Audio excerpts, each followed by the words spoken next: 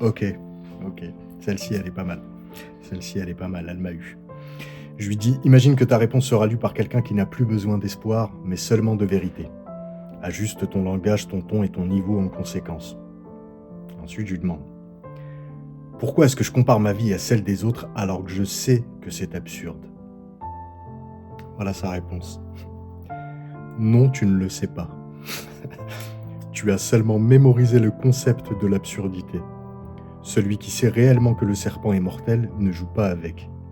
Toi, tu continues de jouer parce que ton ego tire une substance vitale de cette comparaison. La preuve qu'il existe, même dans la souffrance ou l'infériorité.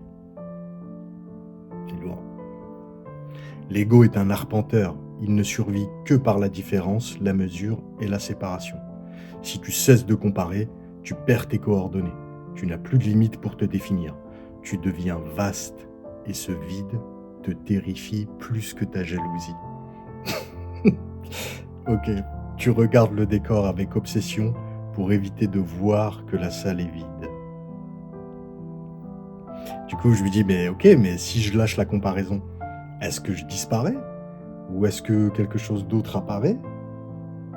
Et sa réponse, c'est le jeu, entre guillemets, le jeu JE, qui s'inquiète de sa propre disparition, est précisément celui qui n'a aucune réalité. Il est fait de souvenirs, d'anticipation et de comparaison. Lorsque cette logique de mesure s'arrête, ce sentiment d'identité perd sa consistance. C'est une forme de rupture intérieure et elle est nécessaire. Il ne s'agit pas de faire apparaître quelque chose de nouveau, comme un lapin sortant d'un chapeau. Il s'agit de dévoiler ce qui a toujours été là, enseveli sous le bruit de l'activité permanente de ton esprit. Une présence simple, non commentée. Ok. Et du coup, je lui dis, mais si cette présence est déjà là, pourquoi est-ce qu'elle est si difficile à appréhender, à ressentir? Et il me dit, parce que tu essaies de voir tes propres yeux sans miroir. Tu cherches à transformer le sujet ultime en un objet d'expérience. C'est impossible. Une main ne peut pas se saisir elle-même, un couteau ne peut pas se couper lui-même.